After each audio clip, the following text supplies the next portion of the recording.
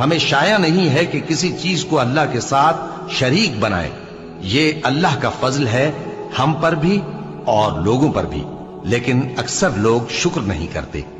اے میرے قید خانے کے رفیقو، بھلا کئی جدا جدا آقا اچھے یا اللہ جو اکیلا ہے سب پر غالب ہے؟ جن چیزوں کی تم اللہ کے سوا پرستش کرتے ہو وہ صرف نام ہی نام ہے جو تم نے اور تمہارے باپ دادا نے رکھ لیے ہیں۔ اللہ نے ان کی کوئی سند نازل نہیں کی۔ سن رکھو کہ اللہ کے سوا کسی کی حکومت نہیں ہے۔ اس نے ارشاد فرمایا ہے کہ اس کے سوا کسی کی عبادت نہ کرو، یہی سیدھا دین ہے، لیکن اکثر لوگ نہیں جانتے۔